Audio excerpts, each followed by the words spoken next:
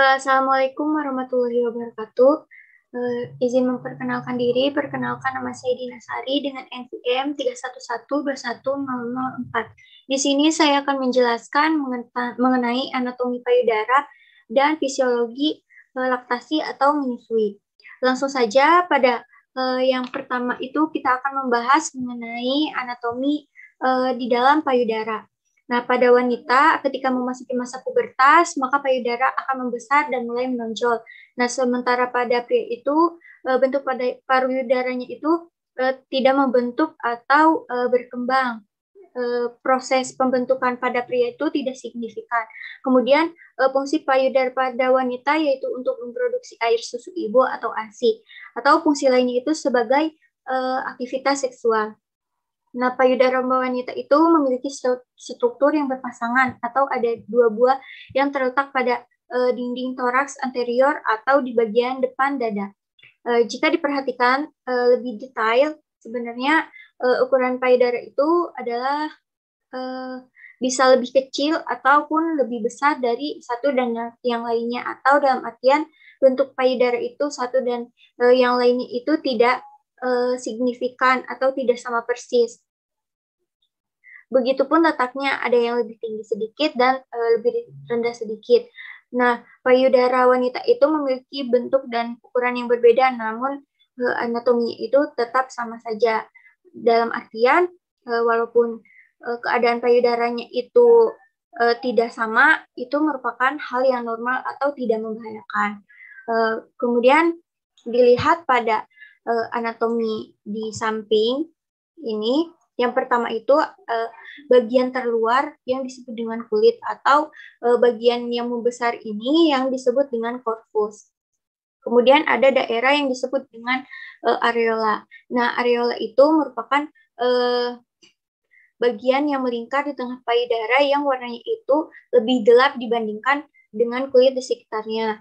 Nah, areola itu terkadang bisa lebih gelap ataupun berwarna kehitaman ketika ibu sedang hamil dan menyusui. Kemudian ada yang disebut puting atau papila. Nah, puting ini terletak di tengah-tengah areola. Nah, yang berbentuk bulat atau menonjol. Puting memiliki beberapa celah yang memungkinkan ASI keluar dari kelenjar susu ketika proses menyusui. Yang tadi ini disebut dengan korpus, kemudian ini areola, dan ini puting. Selanjutnya ada kelenjar Montgomery. Nah, ini kelenjar yang berupa benjolan kecil yang berada di sekitar puting dan areola. Fungsinya itu untuk menghasilkan minyak alami untuk melumasi dan membabkan puting dari areola. Minyak yang dihasilkan itu berfungsi untuk melindungi kulit payudara dari kuman, atau kalau misalkan kalian ingin melembabkan itu bisa juga dengan air susu ibu sendiri. Itu juga bisa. Nah, kemudian ada yang disebut dengan jaringan edifosa. Nah, kenapa jaringan edifosa ini biasa disebut dengan disebut jaringan lemak. Ini yang berada di sini. Yang berwarna kuning itu jaringan lemak yang merupakan penyusun utama di dalam payudara. Jumlah lemak ini akan menentukan perbedaan ukuran payudara antara wanita yang satu dengan yang lainnya. Ukuran payudara atau besar kecilnya itu bisa ditentukan dengan jaringan edifosanya. Kemudian ada yang disebut dengan lobus. Ini lobus. Lobus itu ini, yang tadi ini lemak, terus ini lobus. Pada umumnya payudara wanita itu memiliki 15 sampai 20 lobus, dan setiap lobus itu terstruktur yang lebih kuat atau disebut dengan lobulus.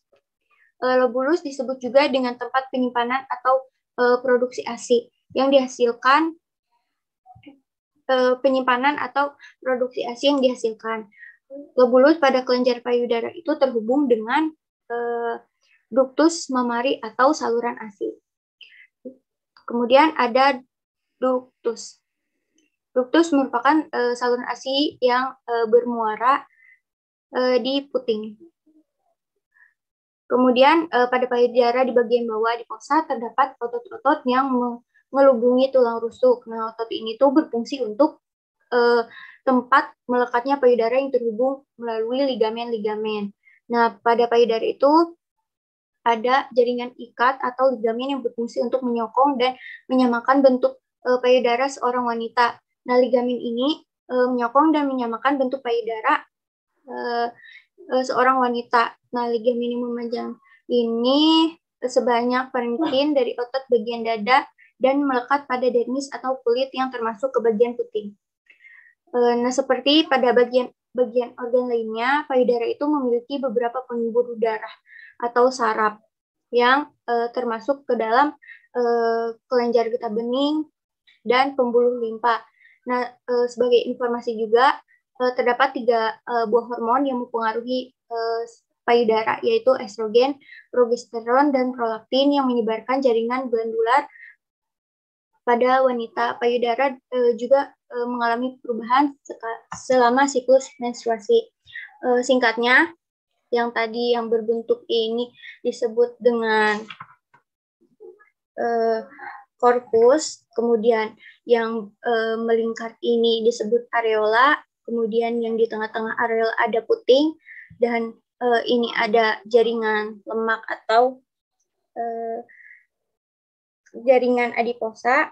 Kemudian ada kelenjar Montgomery, yaitu kelenjar yang bentuknya kecil. Kemudian ada ductus, lobus, dan anatomi ini dilihat dari samping, kemudian ini dilihat dari depan. Ini juga sama anatomi payudara. Kemudian bentuk puting susu itu bermacam-macam. Ada yang berbentuk normal, pendek, panjang, atau terbenam, atau yang disebut dengan terbalik. Ini bentuknya yang normal, kemudian ini yang pendek, ini yang memanjang. Nah, bentuk dari payudara yang terbenam atau yang normal sekalipun itu tidak ada permasalahan, karena pada bentuk-bentuk ini ibu masih bisa tetap menyusui anaknya. Kemudian kita lanjut ke fisiologi laktasi. Nah, fisiologi laktasi itu mempunyai 2 pengertian, yaitu yang pertama itu untuk memproduksi ASI atau prolaktin, dan yang kedua itu sebagai pengeluaran ASI atau oksitosin. Nah, selama kehamilan itu hormon prolaktin dari plasenta itu meningkat, tetapi ASI sebelum itu belum keluar karena pengaruh hormon estrogen yang masih tinggi. Kadar progesteron dan estrogen itu kemudian akan menurun pada hari kedua atau ketiga pasca persalinan, sehingga terjadi sekresi. Akhir kehamilan itu hormon prolaktin memegang peranan untuk membuat kolostrum, tetapi jumlah kolostrum itu terbatas dikarenakan aktivitas prolaktin dihambat oleh estrogen dan progesteron yang masih tinggi. Selanjutnya, pada proses laktasi ini terdapat 2 refleks yang berperan. Yang pertama itu ada refleks prolaktin, yang dimana itu fungsinya untuk merangsang produksi ASI, impuls saraf dari puting susu yang terhubung dengan hipotalamus atau hipofisis anterior. Kemudian ada prolaktin juga, dan selanjutnya ke alveolus. Nah, setiap kali bayi menghisap itu, ia akan merangsang ujung saraf di sekitar payudara. Rangsangan ini disalurkan ke otak dan merangsang kelenjar hipofisis di bagian depan untuk memproduksi hormon prolaktin. Kemudian prolaktin ini akan dialirkan ke pabrik ASI atau merangsang sel-sel alveoli, yang dimana akan membuat ASI lebih cepat untuk memproduksinya. Nah, semakin banyak ASI dikeluarkan, maka payudara itu akan semakin banyak produksi ASI-nya. Semakin sering menyusui, maka semakin banyak pula produksi ASI-nya. Selain itu, hormon prolaktin akan menekan fungsi indung telur atau ovarium, sehingga menyusui secara eksklusif akan dapat memperlambat kembalinya fungsi kesuburan dan haid. Kemudian menyusui juga dapat menjarangkan kehamilan. Ini ada proses prolaktin. Lanjut, kemudian ada refleks aliran atau latch down reflex, yang dimana ini merupakan ekresi daripada ASI yang impuls saraf atau puting susunya itu terhubung ke hipofisis posterior dan oksitosin yang kemudian akan merangsang kontraksi otot polos dan kemudian ASI akan keluar. Isapan bayi itu akan merangsang bagian belakang kelenjar hipofisis di otak. Nah, kelenjar hipofisis ini akan lebih cepat merangsang isapan pada bayi. Kemudian kelenjar hipofisis bagian belakang itu akan memproduksi hormon oksitosin. Hormon oksitosin ini dialirkan melalui darah menuju payudara. Kemudian akan merangsang otot-otot yang mengelilingi pabrik untuk berkontraksi sehingga ASI itu diperah keluar dari pabrik ke saluran ASI. Kemudian ASI itu akan disalurkan atau bisa dihisap oleh bayi, bahkan bisa diperas oleh ibu sendiri. Nah, jika refleks dari oksitosin ini bekerja dengan sangat baik itu, maka bayi tidak perlu mendapatkan ASI yang memadai, walaupun produksi ASI dalam pabrik cukup, karena ASI disalurkan melalui ASI yang kurang.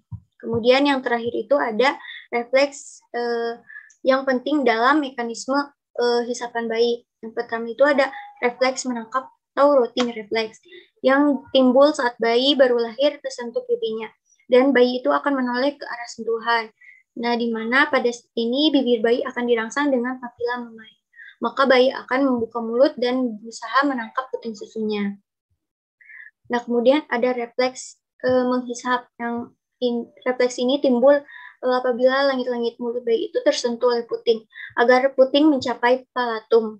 Maka sebagian besar areola masuk ke dalam mulut bayi. Dengan demikian, sinus lactiferis itu akan berada di bawah areola, tertekan antara gusi, lidah, palatum, hingga selanjutnya ASI akan keluar.